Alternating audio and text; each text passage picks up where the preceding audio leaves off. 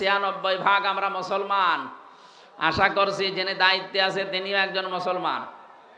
আজকে দেখেননি কি সুন্দর টুপি মাথায় দিয়েছে ডক্টর মোহাম্মদ ইউনূস, দেখে মনে আছে না একজন সেরকমই। সুতরাং ওনার এই টুপির এই মর্যাদাও রাখা লাগবে। এদেশের জনগণ এবং ছাত্র জনতার যে সেন্টিমেন্ট আপনাকে বোঝা লাগবে। সবাই আমরা এখন চাচ্ছি এদেশে কোরআনে কারিমের এই সংবিধান চালু হোক। আগস্টের 5 তারিখের জরিপ পেয়েছিলাম, ওর আগে জানতাম, দেখেছিলাম আল জাজিরা থেকে। বাংলাদেশে 100 জনের মাত্র 15 জন চাইতো এদেশে কোরআন কায়েম হোক, কিন্তু এই 3 মাস 10 দিনের ব্যবধানে জরিপ পেয়েছি বাংলাদেশে এখন 100 জনের 58 জন মানুষ চাইছে কোরআনের রাজ এদেশে কায়েম হোক। আর কিছুদিন যেতে দেন, আমার যতটুকু বিশ্বাস বাংলাদেশের 100 জনের 100 জন মানুষ চাইবে আল্লাহর কোরআন এদেশে কায়েম হোক। কথা বলে না কেন? সেজন্য আমাদের সবার প্রাণের দাবি। 53-54 বছর তো বিভিন্ন জিনিস দেখলাম, কাঙ্ক্ষিত মানের শোক আমরা কেউ পাইনি। পেয়েছি? বলেন। এখন শুধু দেখতে চাই কোরআন দিয়ে, বিশেষ করে এই 73টা ধারা দিয়ে দেশ চললে কেমন দেখা যায়। আমি তাফসীর পড়ে বুঝেছি 73টা ধারা বাংলাদেশের 56,000 বর্গ মাইলে কায়েম হলে এদেশ একটা মিনি জান্নাত হয়ে যাবে। আল্লাহ যেন ওটা দেখার মতো ভাগ্য আমাদেরকে নসিব করেন, আমরা যেন দেখে মরতে পারি। বলেন আমিন। দরুদ আর সালাম পাঠ করার মাধ্যমে আমরা আরম্ভ করছি সূরা নাহাল 112 নম্বর আয়াতটা পড়েছি। তাফসীরুল কোরআন মাহফিল লিখেছেন, আমরা তাফসীর আকারে কথা বলবো ইনশাআল্লাহ। আমার আলোচনার বিষয় মানুষের কপাল নষ্ট হয় পাপের কারণে। কিসের কারণে বলেন? রব্বুল আলামিন বলেন আমা সাবাকুম মিন মুসিবাতিন ফাবিমা কাসাবাত আইদিন নাস ইলা আখিরি আয়া। সূরা শুরার ভেতরে আল্লাহ জানিয়েছেন জলে স্থলে যে বিপদ আপদ মুসিবত গুলো তোমাদের উপরে আসে সব তোমাদের হাতের কামাই করা পাপের ফসল। অধিকাংশ গুলো আমি আল্লাহ মাফ করে দেই। ওয়া ইয়াফু আন কাসীর। যত অপরাধ তোমরা দুনিয়াতে সংগঠিত করো সব পাপের শাস্তি যদি দুনিয়ায় পাঠাতাম শ্বাস ফেলার সময় পেতে না। এই জন্য বাংলার মানুষেরা আমাদের হেফাজত করা লাগবে আমাদের জীবনটাকে। আমরা এমন কোনো অপরাধ যেন না করে যে অপরাধের শাস্তি আল্লাহ দুনিয়ায় পাঠিয়ে দেয়। বিশ্বনবীকে যেদিন তিনি নিয়ে উঠছিলেন ফেরেশতা জিবরাইল, মেরাজে যাবার সময় তিনি আসমানের দিকে তাকিয়ে দেখলেন কালো কালো পিপিলিকা উঠতেছে। এটা তাফসীরে কাবীরের থেকে বলছি। পিপিলিকা উঠতেছে কালো কালো, আবার কিছু কালো কালো পিপিলিকা নামতেছে। নবীজি জিজ্ঞাসা করলেন ইয়া আখি জিবরাইল, ভাই জিবরাইল এগুলো যে ওঠে নামে কি? ফেরেশতা বলে হে রাসূল, আপনার উম্মতের ভেতরে যারা অপরাধ করে গোনাগুলো উঠতেছে আল্লাহর কাছে। আর ওই যে কালো কালো পিপিলিকা নামে গোনার বদৌলতে আল্লাহ আযাব পাঠাচ্ছে তাদের উপরে। মুফাসসির লিখেছেন এই পৃথিবীতে যে ধরনের গোনা করে অপরাধ করে ওই অপরাধটা আল্লাহ তুলে নেয় উপরে। ওই অপরাধের যতটুকু শাস্তি হয় আল্লাহ দুনিয়ায় তার জীবনে গজব করে পাঠিয়ে দেয়। তাহলে এখান থেকে আমি কি নিলাম? আমার শিক্ষা নেওয়ার বিষয়ে আমি এমন কোন অপরাধ যেন না করি ওই অপরাধের শাস্তি দুনিয়ায় নাজিল হলে আমি টিকতেই পারি না। আয়াতের ব্যাখ্যায় আমি পেয়েছি সূরা নমল 52 নম্বর আয়াতটা 19 নম্বর পারার 20 নম্বর পৃষ্ঠা 7 নম্বর লাইনে আছে। এটাও তাফসীরে কাবীরে আছে। ফাতিলকা বুয়ুতুহুম খাবিয়াতাম বিমা যালামু ইন্না ফি যালিকা লাআয়াতাল লিকাউমিন ইয়ালামুন। বলেন আল্লাহু আকবার। আল্লাহ পাক বলেন ফাতিলকা বুয়ুতুহুম, আল্লাহ পাক বলেন ফাতিলকা বুয়ুতুহুম, বাইতুন দেয়নি বুয়ুত বহুবচন। তিলকার আগে ফা আছে। আল্লাহ যেন তার আঙ্গুল দিয়ে ভাবে আমাদেরকে দেখাচ্ছেন এই সেই ঘরগুলো। এই সেই, এই জবাব দেন না কেন? এই সেই ঘরগুলো খাবিয়াতান আমি জনশূন্য করে দিয়েছি, পরিত্যক্ত বানিয়ে দিয়েছি। বিমা যালামু তাদের জুলুমের কারণে। আয়াতটা যদি লূত আলাইহিস সালামের জামানার ঘটনা কেন্দ্রিক নাজিল করা, আমার তো মনে হচ্ছে 2024 সালের 5 আগস্টের বিকাল 5টার সময় আল্লাহ নতুন করে আবার নাজিল করেছে। আল্লাহ যেন হাত দিয়ে বাংলার মানুষকে দেখাচ্ছেন, এই সেই ঘর, এই সেই ঘর যেগুলো আমি জুলুম করার কারণে জনশূন্য করে দিয়েছি। এটাতে কত বাস্তব তার প্রমাণ কুষ্টিয়ার হানিফ সাহেবের বাড়ি, এই যে ইনাদের এমপি টগর মিয়ার বাড়ি। আপনি যে দেখেন এখন পরিত্যক্ত হয়ে গেছে, জনশূন্য। আমার মনে হয় জিন ভূত ওখানে থাকতে ভয় পায়, কারণ গণ টয়লেট এখন একটা টয়লেট হয়ে গেছে।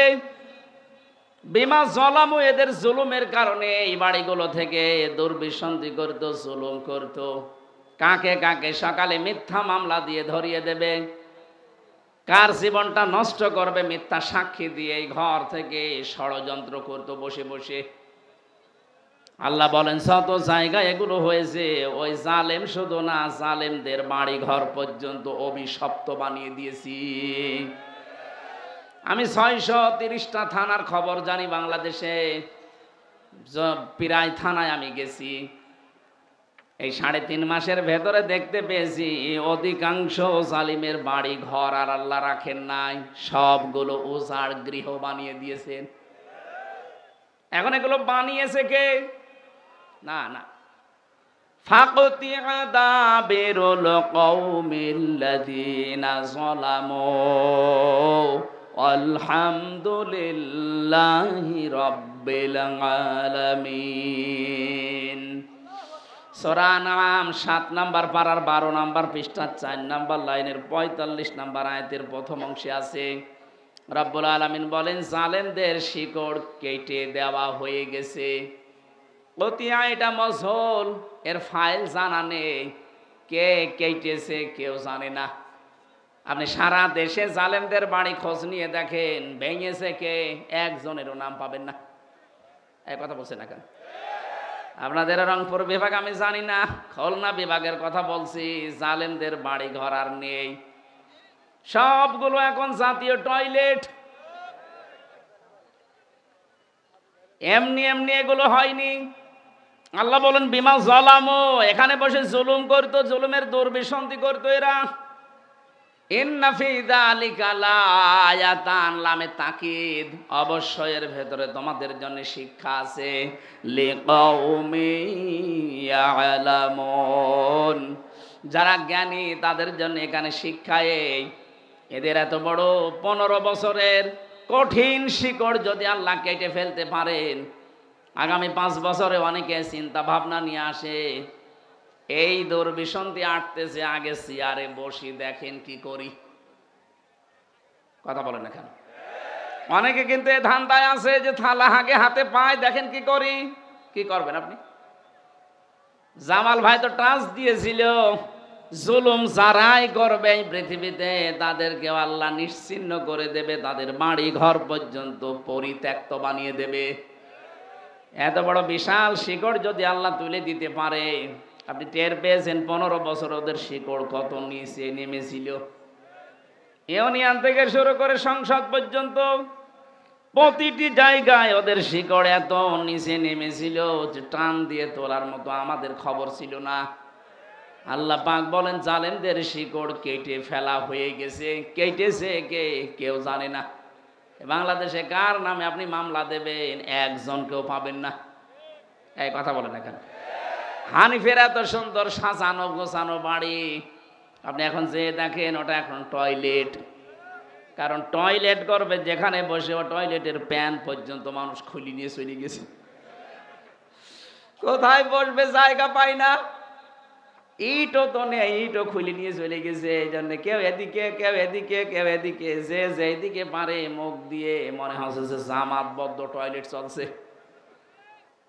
তাহলে আমাদের এখান থেকে নেওয়ার বিষয় এই, এদের এত বড় শিকড় যদি মাটির সাথে মিশে যেতে পারে, আগামীতে যারা এই ধান্দায় আছেন যে চেয়ারে বসি দেখেন কি করি, আপনার বাড়িও আল্লাহ উজাড় গৃহ বানিয়ে দেবে, কোনো ব্যাপারই না।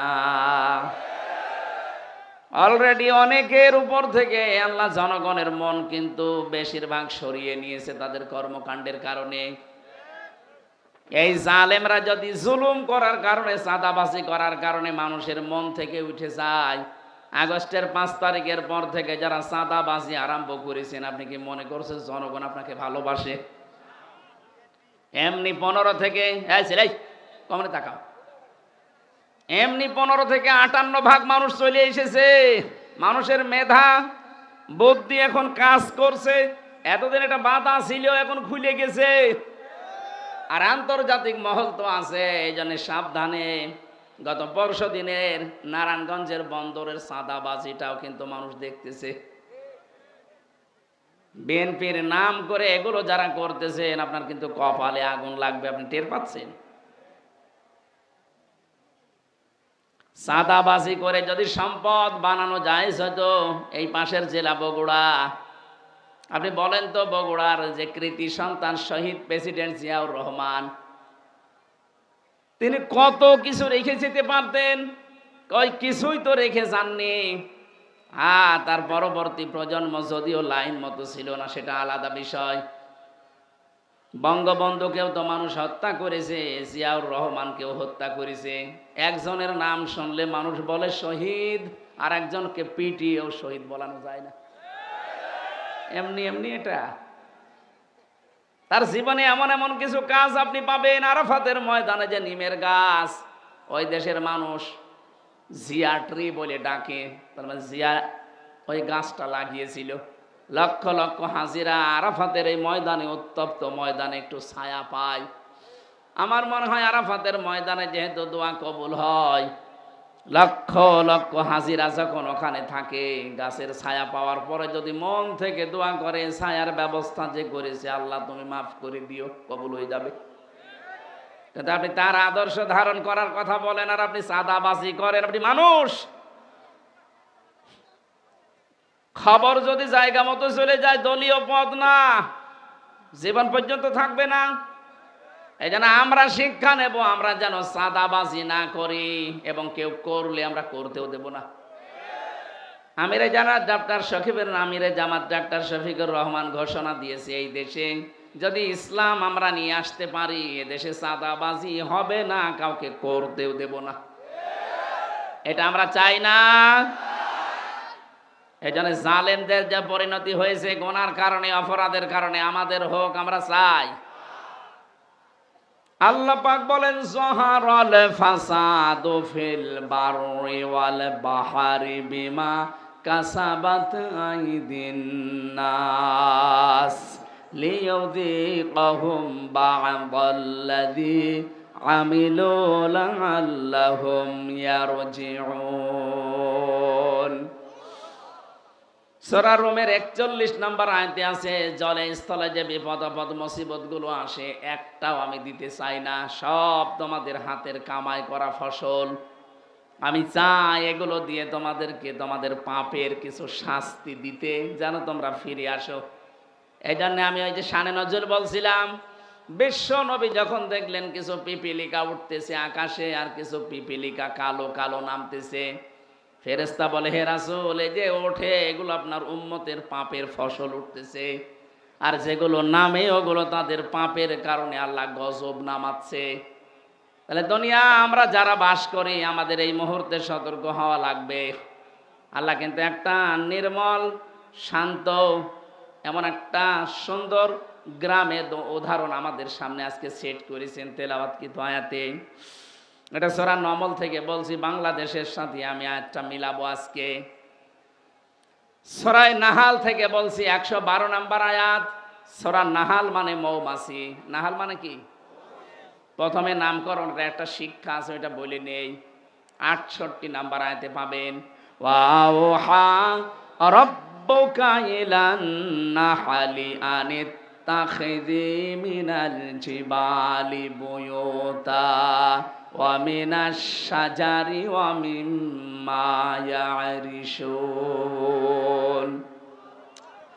আল্লাহ পাক বলেন, আমি মৌমাছির প্রতি ওহী করেছিলাম শুধু একবার, যে 3 জায়গায় বাসা বাঁধবা তোমরা। নিজেদের ঘর বাড়ি বাদ বা 3 জায়গায় মাত্র, পাহাড়ের চূড়ায়, গাছের ডালে, আর মানুষের ঘরের চালে বা কার্নিশে ছাদে। নবী আপনি দেখবেন এই 3টা জায়গা ছাড়া আজ পর্যন্ত মৌমাছিরা কোনো জায়গায় বাসা বাঁধে না, কিয়ামত পর্যন্ত বাঁধবেও না। আমার প্রশ্ন হচ্ছে, মৌমাছিদের আল্লাহ আদেশ করেছে কয়দিন? কথা বলে না কেন? মাত্র একদিন একটা আদেশ দিয়েছে, ওইটা আজ পর্যন্ত ওরা মেনে চলছে, কিয়ামত পর্যন্ত চলবে। এজন্য ওদের ভেতরে কোনো ঝামেলা নেই। আর আমাদেরকে কোরআনে আল্লাহ আমাদের আদেশ দিয়েছেন 500। কয়টা? একটাও আমরা মানি না। ওরা একটা আদেশ পেয়ে একটাই মেনে চলছে, ঝামেলা নেই। 500টা পেয়েছি, একটাও মানি না, ঝামেলা হবে না? হবে কি?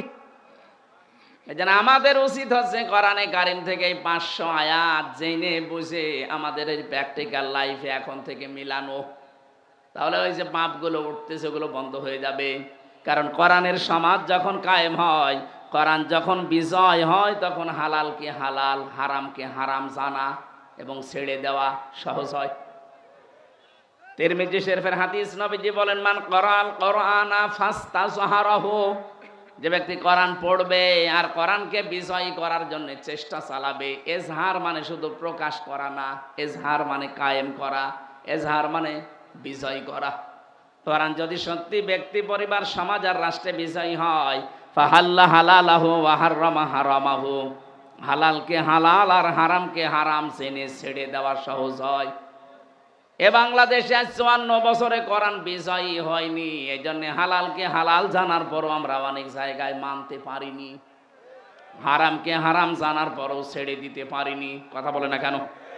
এই যে সুদ হারাম জানার পরও আমরা ছেড়ে দিতে পারি না, কারণ কি? কারণ কোরআন এই দেশে বিজয়ী নেই। কোরআনে কারীম যেখানে অর্থনীতিতে থাকা দরকার ছিল, ওই জায়গায় কোরআন আজ নেই। জাকাত ভিত্তিক অর্থনীতি রাষ্ট্রীয়ভাবে কায়েম করতে চেয়েছিল কোরআনে কারীম, সেখানে আমরা নিয়ে যেতে পারিনি। এই জন্য সুদ ভিত্তিক অর্থনীতি জারি থাকার কারণে হারামকে হারাম জানার পরও আমরা অনেকে এখন মানতে পারছি না। অর্থনীতির যে চ্যাপ্টার গুলো আছে, সূরা বাকারার 168 কি 175 নম্বর আয়াত থেকে 80 নম্বর আয়াত পর্যন্ত তাফসিরে ফি জিলালিল কোরআন দেখবেন। ব্যবসা যে একটা ইবাদত, অর্থনীতি একটা ইবাদতের মূল মানদণ্ডের ভেতরে একটা, অনেকে আমরা জানিও না, মানিও না। কারণ না জানলে আপনি মানবেন কি করে? এখানে 100 জনের মনে হয় 98 জন ফেল করবে যে মোশারাকা কি বলেন তো, মোদারাবা কি বলেন তো, মোরাহাবা কি বলেন তো, বায়ে সালাম কারে বলে, বায়ে ইস্তেসনা কারে বলে, বায়ে মুআজ্জাল কারে বলে, বায়ে ওয়াহিদা কারে বলে। 28টা নিয়ম আছে। আপনি যে ব্যবসা একটা ইবাদত, একটাও জানেন না, তো ইবাদত হচ্ছে কি করে? অথচ বিশ্ব নবী নিজের জীবনে মোদারাবা তিনি পালন করে দেখিয়েছেন। ইসলামী ব্যাংকে এখন যেটা আছে, হযরতে খাদিজাতুল কুবরা অর্থ দিয়েছিলেন, নবীজি শ্রম দিয়েছিলেন। এইটার নাম আরবিতে মোদারাবা বলে। ইসলামী ব্যাংকে যান, টাকা পয়সা দেবেন, আপনার টাকা আর তাদের শ্রম, তারা বিভিন্ন কায়দা কৌশলগুলো ব্যবহার করে আপনার টাকায় আরো টাকা বাড়তে থাকবে। আর বাকি যে ব্যাংকিং ব্যবস্থা দেশে আছে, সোনালী, চৈতালি, রূপালী, আমি বাকিগুলোর নামও জানি না, সব ব্যাংকে দেখবেন সরাসরি আপনাকে জবাই করায়। এখন যদি বলেন হ্যাঁ ইসলামী ব্যাংকেও আছে, হ্যাঁ আছে, কিন্তু যতদিন পর্যন্ত দেশে যাকাত ভিত্তিক অর্থনীতি রাষ্ট্রীয়ভাবে আপনি কায়েম করে দেখাতে না পারবেন, ততদিন ইসলামী ব্যাংক না, ফেরেশতা জিবরাইল ব্যাংক যদি খোলে সে ওষুধ খাওয়া লাগবে। কথা বুঝতেছে? এই যে টুপিটা সুন্দর লাগছে না, এর ভেতরে সুদ আছে। প্রশ্ন আসতে পারে, হুজুর মানুষ সুদের টুপি মাথায় দিয়ে নামাজ পড়েন। আরে বেটা, নবীজি নিজে মক্কায় 13 বছর নামাজ পড়েননি? কথা বলেন না কেন? তো ওই সময় তার তো কাবা শরীফের ভেতরে 360টা মূর্তি ছিল। 360টা মূর্তি সামনে নিয়ে নামাজ পড়ে নামাজ হয়? ও বলছেন না, নবীর নামাজ হয়নি। আজ যে বললাম টুপিটার ভেতরে সুদ, এই যে সুন্দর দেখতে কোটিটা কি সুন্দর লাগছে, এর ভেতরে সুদ আছে। কারণ হচ্ছে এই, আমি হয়তো সুদের টাকা দিয়ে এটা কিনি নাই, কিন্তু এই টপিটা যে ফ্যাক্টরিতে তৈরি হয়েছে ওই ফ্যাক্টরির মালিক ব্যাংক থেকে লোন নিয়েছে। এক কথা বলছেন, প্রত্যেকটা জিনিস এরকম। যাকাত যতদিন সরকারিভাবে রাষ্ট্রীয়ভাবে কায়েম করা না যাবে ততদিন আপনি এদেশে সুদ থেকে বাঁচতে পারবেন না। হ্যাঁ, যতদিন কায়েম করতে না পারি ততদিন কাজ করলে গোনা হবে না, নবীজির যেমন হয়নি। অথচ ওই নবী বাকি 10 বছর যখন রাষ্ট্রের দায়িত্বে ছিলেন মদিনার, রাষ্ট্রপ্রধান হওয়ার পরে তিনি এসে শুধু মূর্তি ফেলে দেয়নি, ভেঙ্গে ভেঙ্গে দূর করে দিয়েছেন। কথা বলেন না কেন? সুতরাং রাষ্ট্রে যদি সত্যি ইসলামটা আমরা বিজয় করতে পারি, আল্লাহর কসম তখন এই বেপরদা থাকবে না, সুদ থাকবে না, ঘুষ দেওয়া লাগবে না। বৈষম্য বিরোধী ছাত্র আন্দোলন যারা করেছিল তারা দেওয়ালে দেওয়ালে লিখন লিখেছে, ঘুষ যদি কেউ চায় তার হাত ভেঙে দেওয়া হবে। এটা যদি কায়েম হয়ে যায় কেমন হবে বলেন তো? বৈষম্য বিরোধী ছাত্র আন্দোলন আমি 9টা দফা দেখেছি, তার 3টা প্রথম দফায় আমি দেখেছি সূরা কোরআনের এই সূরা নাহালের 90 নম্বর আয়াতের প্রথম 3টা বিষয়ের সাথে তারা মিল রেখেছে। 1 নম্বরে ওরা বলেছিল ওয়ান জাস্টিস, ন্যায় বিচার কায়েম করতে চেয়েছিল না? আল্লাহ এই নির্দেশই 90 নম্বর আয়াতে প্রথম দিয়েছেন, ইন্নাল্লাহা ইয়া'মুরু বিল আদলি, অবশ্যই আল্লাহ নির্দেশ দিচ্ছে তোমরা ন্যায় বিচার কায়েম করো। এইটাই তো তারা চেয়েছিল। কথা বলেন না কেন? 2 নম্বরে তারা চেয়েছিল মানবাধিকার। আল্লাহ পাক বলেন আমিও দ্বিতীয় এইটাই চেয়েছি, আল ইহসান। ইহসানের 27টা ব্যাখ্যা আছে, এর ভেতরে 1 নম্বর ব্যাখ্যা ইহসান মানে ভালো ব্যবহার করো। কোথায় ছিল ভালো ব্যবহার বাংলাদেশে? বলে ভালো ব্যবহার করবা কাদের সাথে? নবীজি যুদ্ধবন্দী যারা তাদের সাথেও খারাপ আচরণ করেননি, ভালো ব্যবহার করে তাদের মন জয় করে ফেলেছিলেন। হযরতে সুমামা বিন ওয়াসালের জীবনটা পড়ে দেখবেন কি ব্যবহার করেছিলেন। অথচ আমরা তো যুদ্ধবন্দী ছিলাম না, আমরা ছিলাম কারাবন্দী, তাও অবৈধভাবে। এক কথা বলছেন না কেন? কি আচরণ করলেন আপনি? 24 ঘন্টা আমার মতো একটা চিকন মানুষকে আপনি তালা লাগিয়ে রাখতেন, তা ফাঁসির কন্ডেম সেলের ভেতরে। কি করেছিলাম আমি? আপনার মেয়ের দিকে তাকিয়েছি কোনোদিন? আর আপনার যে মেয়ে ও ছাতার দিকে তাকানো যায়, জামাই কন্ট্রোল করতে পারছে না, আমরা কি করব? আর ওর দিকে তাকিয়ে করবো কি? তো 4-5টা ছেলে মেয়ের মা। কথা বলছে না কেন? দেখার মতো হলে না এই 2-1বার একটু না, আমি এটা আর বলবো না। একবার এক রশ্মিকার নাম বললে মুসিবতে আছে। আমি যেটা বলতে চাচ্ছি, আপনি কোন কারণে একটা কারাবন্দির সাথে এটা করলেন? নবীজি জীবনে যুদ্ধবন্দির সাথে এটা করেননি। ইহসান কোথায় পেয়েছেন? এই কারণেই তো জনগণ নেমে পড়েছে রাস্তায়, যে আমরা মানবাধিকার চাই, আমরা মানবতা চাই। 3 নম্বরে তারা বলেছিল আমরা বৈষম্য মুক্ত বাংলাদেশ গড়তে চাই। এটা 3 নম্বরে আল্লাহ দিয়েছেন, ওয়া ইতাইদিল কুরবা। এই আয়াতে আমি 3টা পেয়েছি, আর সূরা নমলের ভেতরে পেয়েছি আরো 3টা, আর বাকি 3টা আমি এখনো পাইনি। হয়তো বাস্তবতা দেখে তারা বানিয়েছে। এই 9টা বিষয় তারা এমনি এমনি দেয়নি।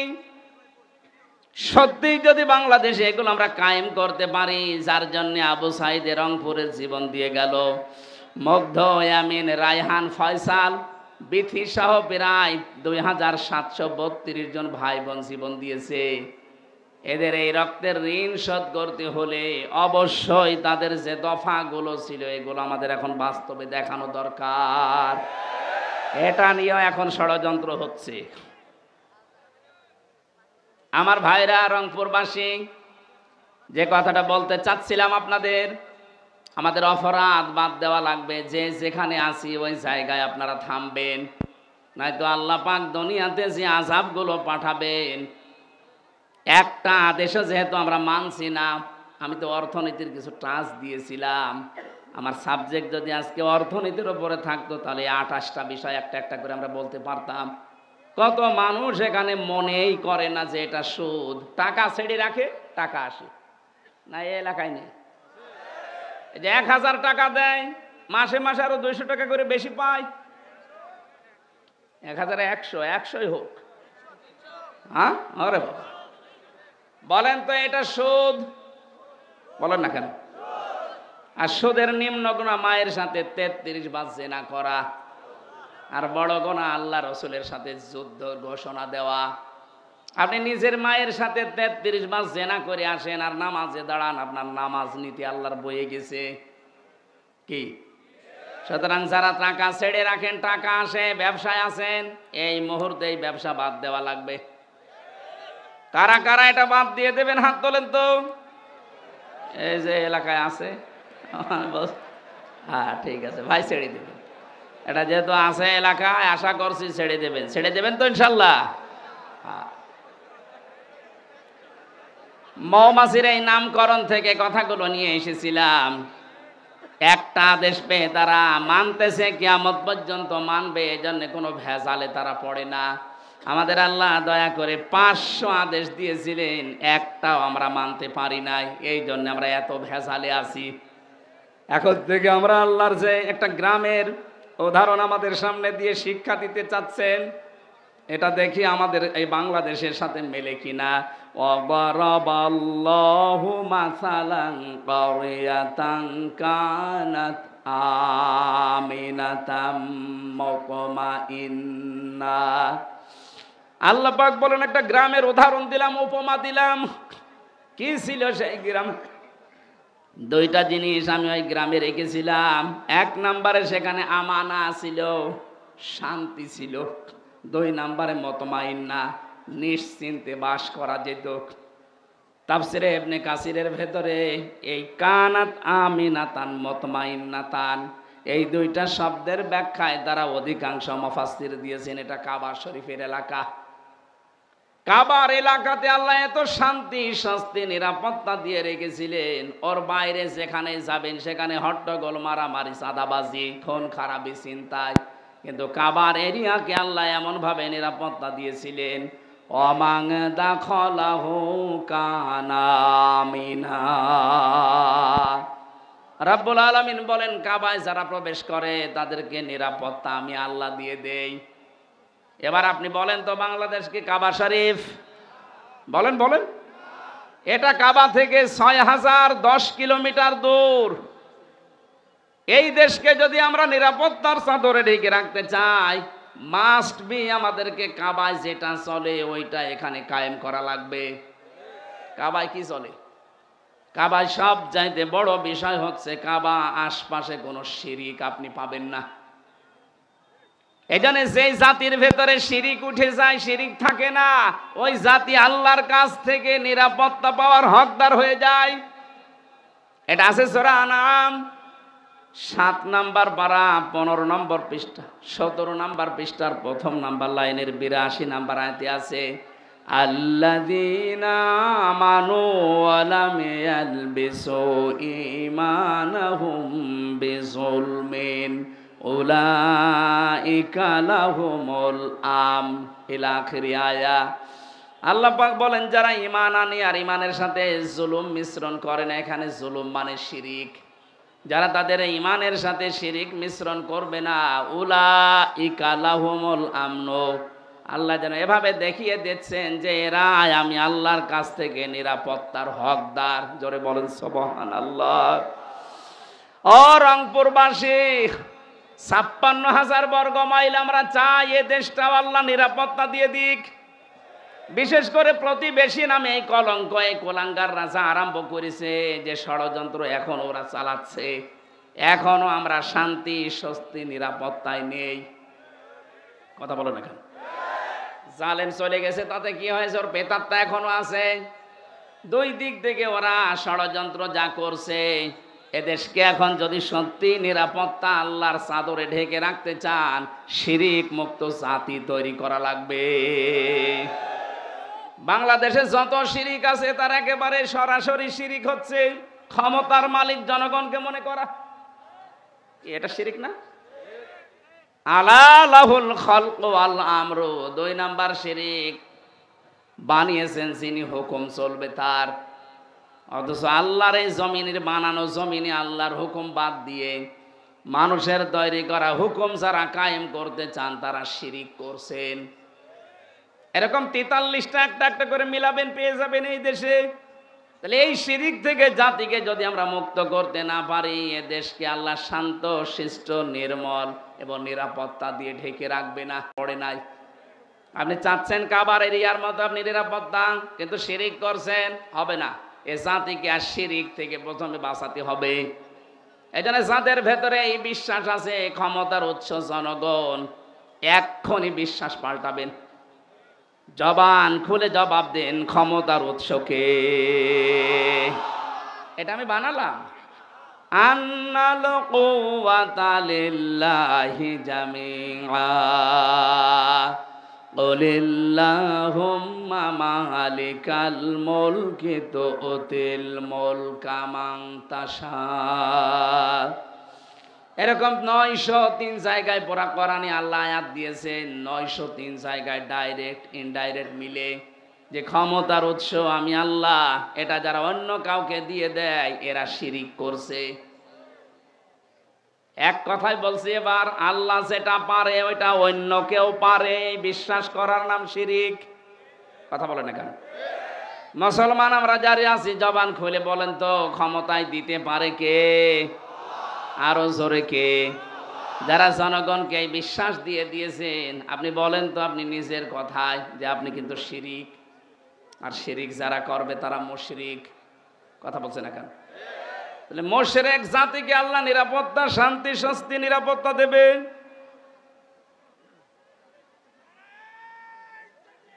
এই আন্দাজে লাফাচ্ছেন কেন? রংপুরবাসী, আমি আমার মূল কথা কিন্তু বলে ফেলেছি। এই দেশকে যদি আমরা কাবার মতো নিরাপত্তার চাদরে ঢেকে রাখতে চাই, সবাই একমত হওয়া লাগবে, দেশ থেকে আমরা শিরিক তুলে দেব। এই 15.5 বছরে এইটা ওরা চেষ্টা করেছিল।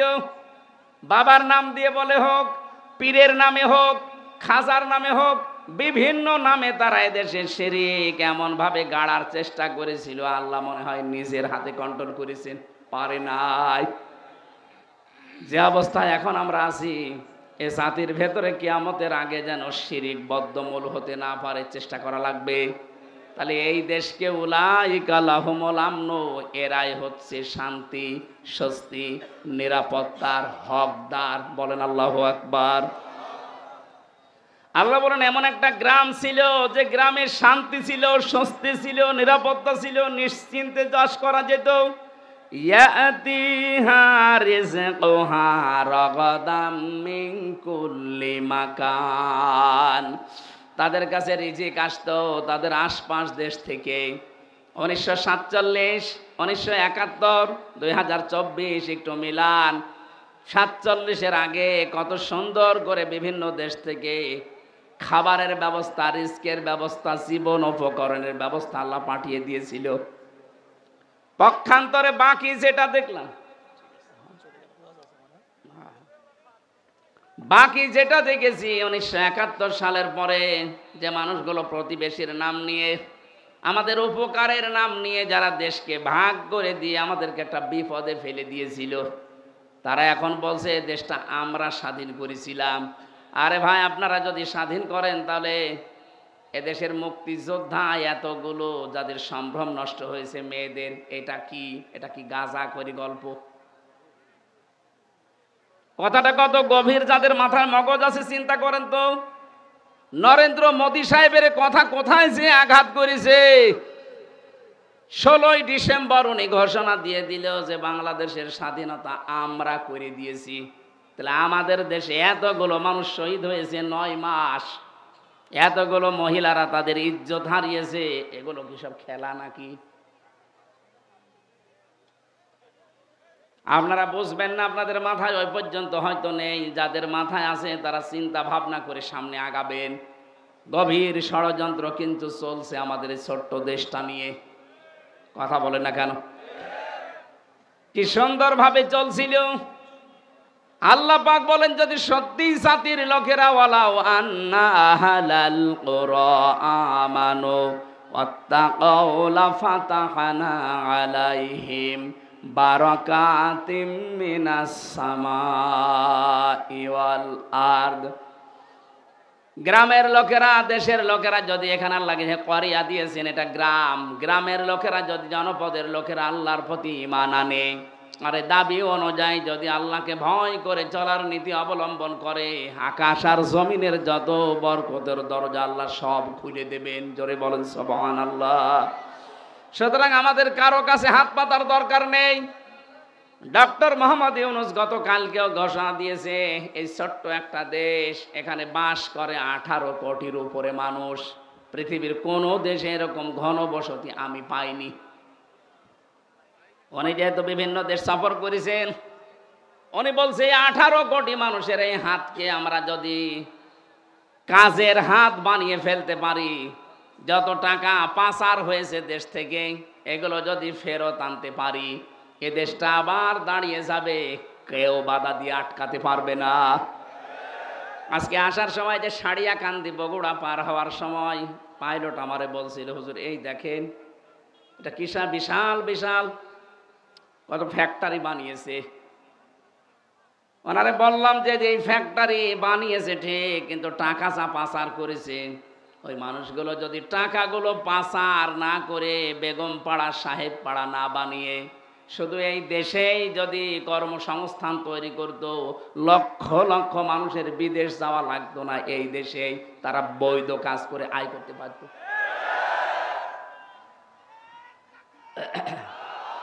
এই কথা বুঝতে দেন।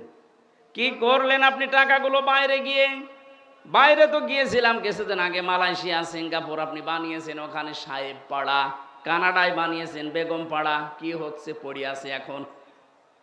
এতগুলো টাকা আপনি সেখানে ফেলে রাখলেন। একটা মূর্খ মানুষও বোঝে যে টাকা এক জায়গায় ফেলে রাখলে ওটা একটা কাগজ, ওটা যদি আপনি কাজে লাগান 10টা মানুষের কর্মসংস্থান তৈরি হবে, 10টা মানুষের পরিবার চলবে, আল্লাহর আরশ আপনার উপরে খুশি হয়ে যাবে। এই দরবেশ মার্কা মানুষগুলোকে কথাও বোঝে নাই। এতগুলো টাকা পাচার করে দেশকে আপনি ঋণের একটা বোঝা দিয়ে গেলেন। এই দেশে এখন যদি কেউ জন্ম নেয়, তার মাথার উপরে 1,10,000 টাকা ঋণ। ও এখনো পেট থেকে আসতেই পারলো না, তার মাথার উপরে ঋণ 1,10,000 টাকা। কি দিয়ে গেলেন দেশটাকে, আর বলে আমরা রোল মডেল বানিয়েছি। রোল মডেল বানিয়েছেন আপনি, ঋণের রোল মডেল। যতগুলো প্রতিষ্ঠান বানিয়েছে এই দেশে, প্রত্যেকটা প্রতিষ্ঠানে যা ধার করেছে, এখনো ধার শোধ দিতে আমাদের এখন ঘটি বাটি বিক্রি করা লাগবে। এই জন্য ইউনূস সাহেব আমাদের হাতকে কাজের হাত বানাতে উনি চেষ্টা চালাচ্ছে। আমরা এই হাত কোনো দিন আর মানুষের কাছে এভাবে পাতবো না, এই হাত আমরা এভাবে মানুষকে দিতে আরম্ভ করব, কিন্তু সেই জায়গায় আমাদেরকে পৌঁছাতে হবে। 18 কোটি মানুষের হাতগুলো 36 কোটি হাত যদি কাজের হাত হয়ে যায়। আরে ভাই, সিঙ্গাপুরে দেখলাম ছোট্ট একটা দেশ, এ রংপুর যত বড়, এর অর্ধেকও হবে না। সিঙ্গাপুর মাত্র এদিকে ওদিকে 43 কিলোমিটারে শেষ, এতটুকু একটা দেশ, অথচ বিশ্বের ভেতরে এখন তালিকায় তারা 2 নম্বরে আছে উন্নতিতে। কেন? এই জন্যে আছে কারণ ওরকম প্রত্যেকেই তাদের কাজের হাত। আমরা আজ কাজের হাত বানাতে পারি না, ভিক্ষার হাত বানাই। প্রতিটি মানুষের এই কাজের হাতগুলো যারা নষ্ট করে দিল টাকা পাচার করার মাধ্যমে, এরা এই জাতির সবচাইতে বড় শত্রু। আল্লাহ বলেন, ইয়াতিহা রিজকুহা রাগাদাম মিন কুল্লি মাকান, বিভিন্ন দেশ থেকে আমি তোদের জন্য খাবার, জীবন উপকরণ আসার ব্যবস্থা করে দিতাম। আজ তাকান, আমরা একটু ঘুরে দাঁড়িয়েছি, পাকিস্তান থেকে, চীন থেকে, তুরস্ক থেকে, আমেরিকা থেকে, বিভিন্ন দেশ থেকে আজ খাবার আসা আরম্ভ হয়ে গেছে। একটু শক্ত হয়ে যদি 15 বছর আগে দাঁড়াতে পারতাম, এই দাদারা আমাদের এতদিন বাপ ডাকতো। এখন আরম্ভ হয়ে গেছে অলরেডি। ওদের 2 জনকে আজকেও পিটিয়ে, ভারতে ওদের নিজেদের লোক 2 জনকে পিটিয়ে হাসপাতালের আইসিইউতে ভর্তি করিস, যে তোদের কথার কারণে বাংলাদেশের লোক এখন আলু নেয় না, পেঁয়াজ নেয় না, সব বর্ডারে পৌঁছতেছে। পরশুদিন ডোনাল্ড ট্রাম্প যা বলেছে দেখেছেন, বলেছে আমি জানুয়ারির 20 তারিখে ওত নেব, শপথ নেব, ভারতীয় আছে আমার এই আমেরিকায় 16 লাখ, এদেরকে সব তাড়িয়ে দেব। আমার মনে হয় মোদি দাদার ধুতি এখন সামলাতে পারবে কিনা আল্লাহ জানে। আমাদের চট্টগ্রাম নিয়ে নেবে, আপনি নিজেরটা ঠেকান, 7 সিস্টার থাকে কিনা। ওই 16 লাখ যদি চলে আসে, এদেশের মানুষের ব্যবসা যদি পাকিস্তান, চীন, তুরস্কের সাথে আরম্ভ হয়ে যায়, আরম্ভ করবে, ঘোষণা অলরেডি দিয়ে দিয়েছে যে তোদের সাথে আমাদের কোনো ব্যবসা নেই। ওরা মনে করেছিল আমরা ওদের কাছে ভিক্ষা চাই, আমরা যে টাকা দিয়ে কিনে নিতাম এইটা ওরা ভাবতো না, মনে হচ্ছে ভিক্ষা দিত। এবার ঠেলা টের পাবে, কথা বলে না কেন?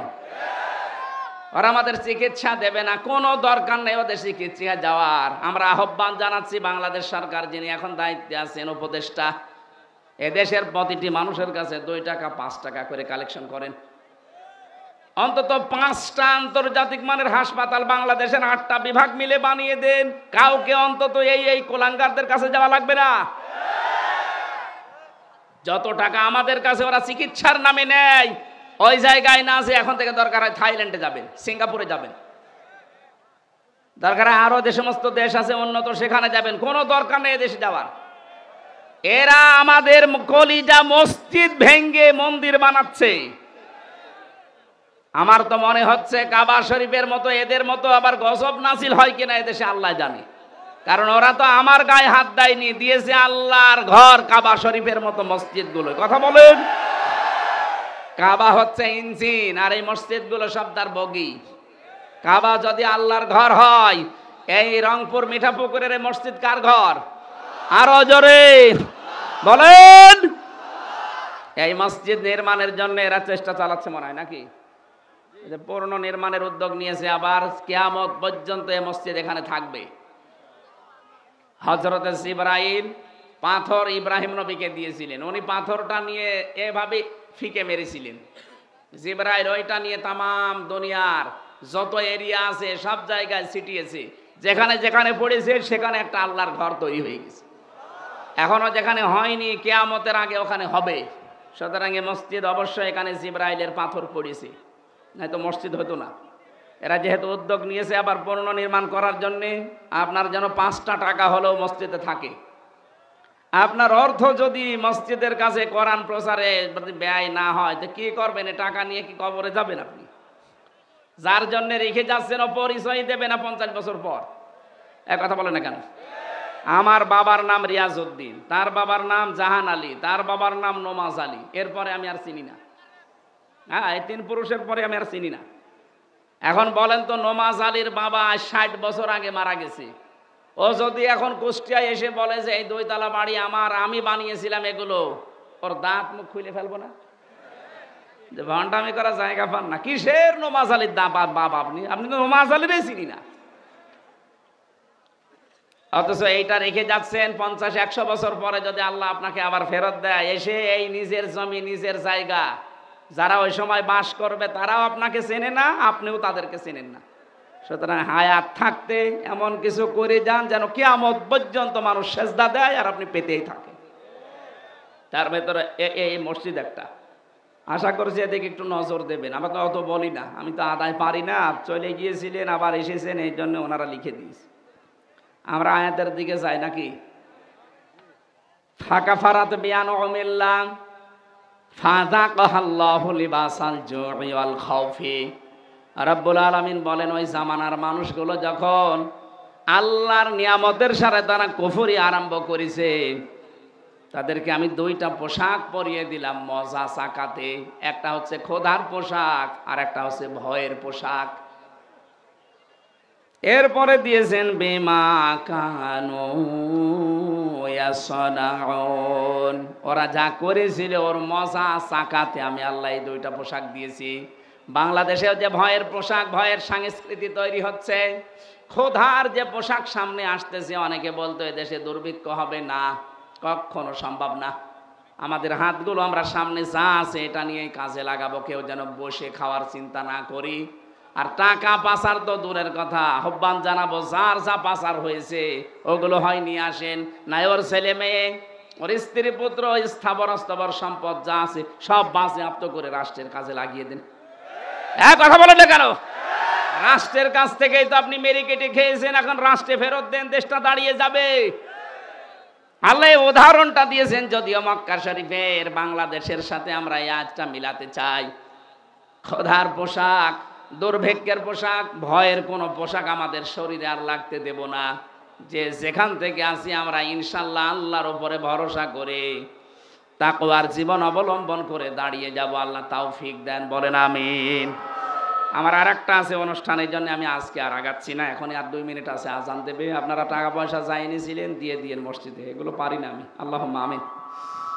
রব্বানা আতিনা ফিদ দুনিয়া হাসানা ওয়া ফিল আখিরাতি হাসানা ওয়া কিনা আযাবান নার ওয়া আদখিলনাল জান্নাতা মাআল আবরার রব্বিরহামহুমা কামা রব্বায়ানি সাগীরা। তোমার ঘর নির্মাণের জন্য যারা প্রস্তুতি নিয়েছে, এ বিশাল আয়োজন করেছে, আল্লাহ কবুল করে নাও রব্বুল আলামিন। যে যেইভাবে কোরআনের আলোচনার দিকে এগিয়েছে তার দিকে তোমার রহমত এগিয়ে দাও। শারীরিকভাবে অসুস্থ আছি এখনো, আল্লাহ তুমি শেফায়ে কামেলা জেলা দাও।